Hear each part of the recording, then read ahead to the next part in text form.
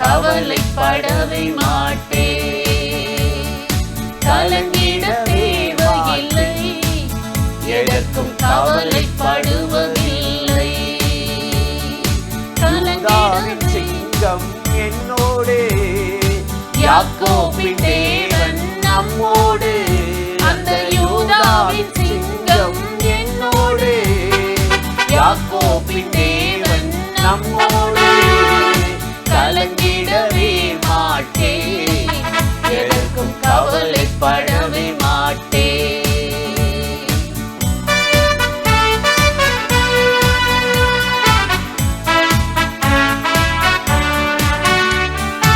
இஸ்ரவேலே நீ பாக்கியவான், சுகமாய் வாழ்ந்திடுவாய்.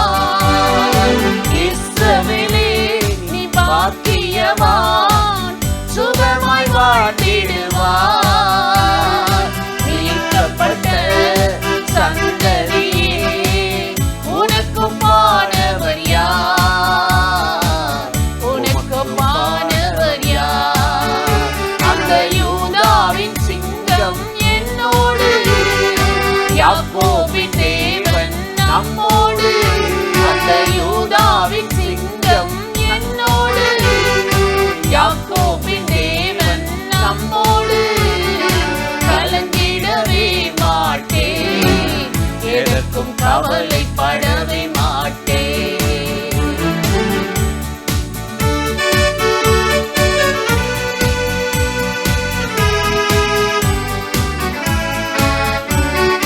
கர்த்தர் உன்னை பாதுகாக்கும் கேடகம் போலிருப்பார். கர்த்தர் உன்னை பாதுகாக்கும் கேடகம் போலிருப்பார். அவர் உனக்கு மகிமை நிறை பட்டயம் போலிருப்பார். பட்டயம் போலிருப்பார். அந்த யூதாவின் சிங்கம் என்னோடு, யாக்கோபின் தேவன் நம்மோடு.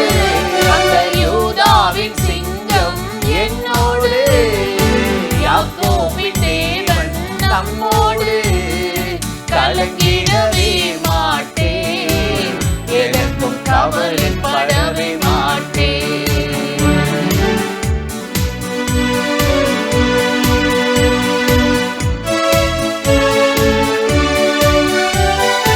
உனக்கெதிராய் உருவாகும் ஆயுதம் வாய்க்காதே. உனக்கெதிராய் உருவாகும் ஆயுதம் வாய்க்காதே. உன்னோடு வழக்காடுவோர் தவறு உணர்வார்கள், மனம் திரும்புவார்கள். அந்த யூதாவின் சிங்கம் என்னோடு, யாக்கோபின் தேவன் நம்மோடு. அந்த யூதாவின் சிங்கம் என்னோடு, யாக்கோபின் தேவன் நம்மோடு. கலங்கிடவே மாட்டேன், எதற்கும் கவலைப்படவே மாட்டேன். கலங்கிட தேவையில்லை, எதற்கும் கவலைப்படுவதில்லை. கலங்கிடவே மாட்டேன், எதற்கும் கவலைப்படவே மாட்டேன். பிரியமானவர்களே, ஆண்டவராகிய இயேசுவின் நாமத்தினாலே இந்த காலை நேரத்தில் இயேசுவை தினம் பார்ப்போம் என்ற இந்த நிகழ்ச்சியின் மூலமாக உங்களை சந்திப்பதில் மிகுந்த மகிழ்ச்சி அடைகிறேன். கர்த்தர் எவ்வளவு நல்லவர்ல, கிருபையும் இரக்கமும் நிறைந்தவர், மனதுருக்கமானவர். வேதத்தில் ஒரு அருமையான வசனம் உண்டு. யோவேல் 2ஆம் அதிகாரம் 13வது வசனம். அதில் தீர்க்கதரிசி இப்படி ஒரு ஜெபம் ஏறெடுக்கிறார். உங்கள் வஸ்திரங்களை அல்ல, உங்கள் இருதயத்தை கிழித்து கொண்டு தேவனிடத்தில் வாருங்கள். எவ்வளோ ஒரு அருமையான ஜெபம். வஸ்திரத்தை ஈஸியாக கிழிச்சிக்கலாம், இருதயத்தை கிழிக்கிறதுன்றது, தாழ்த்துறதுன்றது, உடைக்கிறதுன்றது மனுஷனால் முடியாது. அந்த காலத்தில் பழைய ஏற்பாட்டில் ஒரு மனுஷன் தவறு செய்தால், எச்சரிக்கப்பட்டால், தேவனால் எச்சரிக்கப்பட்டால், அவன் சாம்பலில் உட்காந்துக்குவாங்க, அல்லது சாக்கு கோணியில் உட்காந்துக்குவாங்க, உபவாசிப்பாங்க, தாழ்த்தி ஆண்டவருடைய இரக்கத்துக்கு கெஞ்சுவாங்க. ஆனால் இந்த காலத்தில் எவ்வளவுதான் தேவன் எச்சரித்தாலும், ஊழியர்கள் எச்சரித்தாலும், இந்த காதலை வாங்கி இந்த காதலை விட்டுட்டு எனக்கு தெரியும்ல, எனக்கு இது சரின்னு படுதுன்ட்டு போயிடுவாங்க. அந்த காலத்தில் அப்படி தாழ்த்தி ஜெபம் பண்ணாங்க. யோவேல் காலத்தில் அது நடந்தது. உங்கள் வஸ்திரங்களை இல்லை, இருதயத்தை கிழித்து கொண்டு வாருங்கள் அப்படின்றார். எவ்வளோ ஒரு அருமையான வார்த்தையில் இதை சொன்னவர் செய்திருக்கிறாரா அப்படின்னு உங்களுக்குள்ள ஒரு கேள்வி எழும்பும். மத்தேயு 27:51 வாஸ்தா, தேவாலயத்தின் திரைச்சிலை 2 கிழிந்ததாம். இயேசு சிலுவையில் ஜீவனை விடும்போது தேவாலயத்தின் திரைச்சிலை என்பது தன்னுடைய சரீரத்தை அவர் கிழிக்க ஒப்பு கொடுத்தார், இருதயத்தை கிழிக்க ஒப்பு கொடுத்தார். யோவான் 19:34 பார்க்கும் பொழுது, ரோம சேவகன் ஒருவர் குத்தினான், உடனே இரத்தமும் நீர் வந்துச்சான். அந்த இருதயம் கிழிக்கப்பட்டு வந்த இரத்தம் ஒரு மனுஷனுக்கு சாபத்திலிருந்து, பாவத்திலிருந்து விமோச்சனம் கொடுக்கிறது. அவர் கிழிக்கப்பட்டார், அவர் இருதயம் கிழிக்கப்பட்டது. எதற்கு? நமக்கு ஒரு மாதிரியை முன்வைத்து போவதற்கு. எனக்கு அருமையான சகோதர சகோதரிகளே, இன்றைக்கி அந்த தேவ சமூகத்துக்கு நம்ம போனால் நம்மளை தாழ்த்த முடியும், தாழ்த்த முடியும். வேதத்தில் ஆகாப்னு ஒரு ராஜா இருந்தான். அவன் ஒரு பணப்பிரியன். அவன் ஒருத்தண்டு போய் ஒரு திராட்சை தோட்டம் ரொம்ப நல்லா விளையுத, எனக்கு விலைக்கு கொடுன்னு ராஜா கேட்குறான். அந்த நாட்டு குடிமகன் சொல்லிட்டா, உங்களுக்கு தரமாட்டேன், ஏன்னா நான் ஆசைப்பட்டு அதை வச்சிருக்கிறேன்.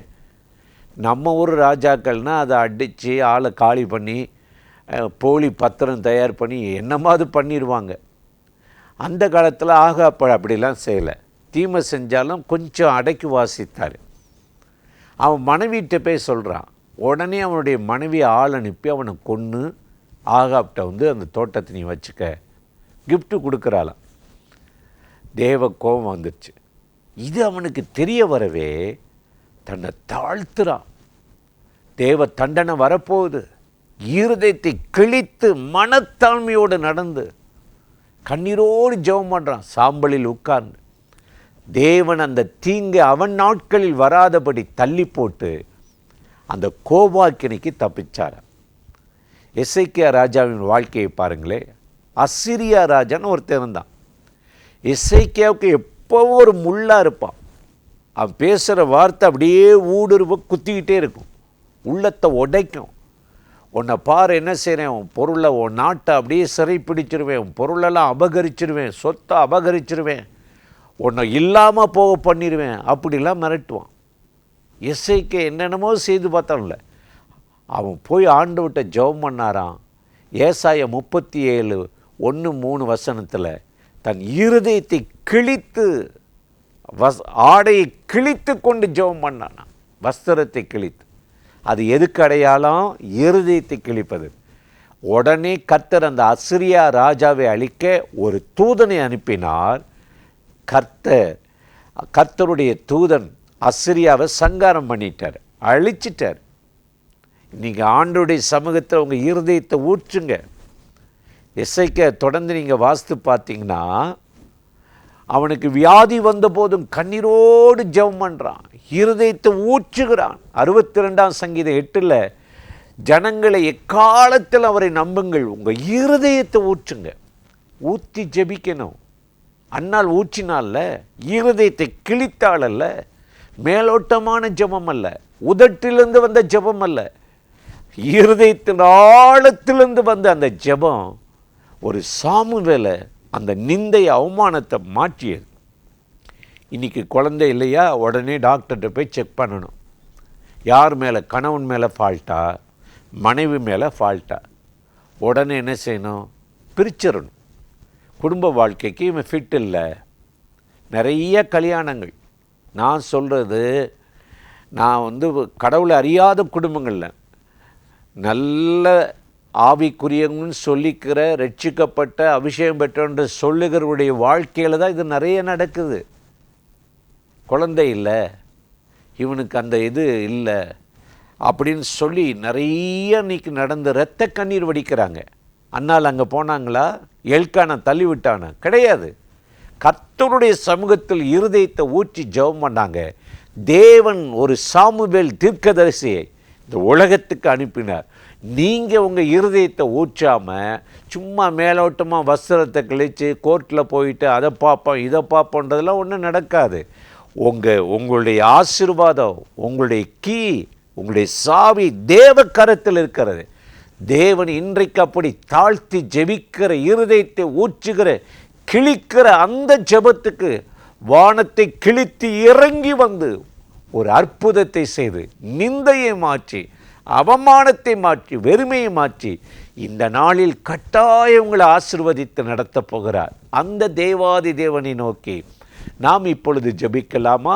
அன்பும் இரக்கமும் கிருபையும் நிறைந்த நல்ல ஆண்டவரே, இந்த ஆசீர்வதிக்கப்பட்ட நாளுக்காக, நேரத்துக்காக, இரக்கங்களுக்காக உமக்கு நன்றி.